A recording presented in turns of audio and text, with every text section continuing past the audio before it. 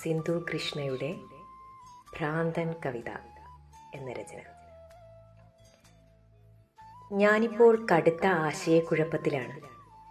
ചിന്തയുടെ ചിതറിയ മൺപാത്രത്താൽ എങ്ങനെയാണ് ഞാനൊരാൾക്ക് കവിതയുടെ ജീവജലം പകർന്നു നൽകുന്നത്? മാത്രമല്ല, എന്നിലെ കവിതയെ ഞാൻ കാണുന്നേയില്ല. കാണുന്നത് മുഴുവൻ അയാളുടെ പനിനീർ മണമുള്ള കവിതകളാണ്. അയാളുടെ വരികൾക്ക് കാട്ടുപൂവിൻ്റെ സൗന്ദര്യമുണ്ട്, പാലപ്പൂവിൻ്റെ മാദകത്വം. അയാളുടെ വരിച്ചന്തങ്ങളെ ആസ്വദിക്കുമ്പോൾ ഞാനും മറ്റൊരു കവിതയായി മാറുന്നു. ആകാശങ്ങളെ കീഴടക്കുകയും മഴവില്ലുകളെ ചുംബിക്കുകയും ചെയ്യുന്ന ഒറ്റവരി കവിത.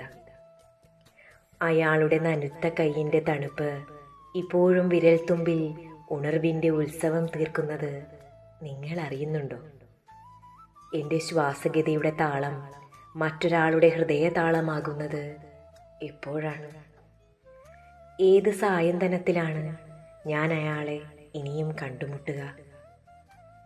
അത്രമേൽ സൂക്ഷിച്ചിട്ടും ഉറകുത്തിയ വിത്തിനെ നിന്റെ എന്ന് ചൊല്ലി ഞാൻ പ്രാർത്ഥനയോടെ നട്ടുവയ്ക്കുന്നത് ഒന്ന് തളിരിടാൻ തന്നെയാണ്.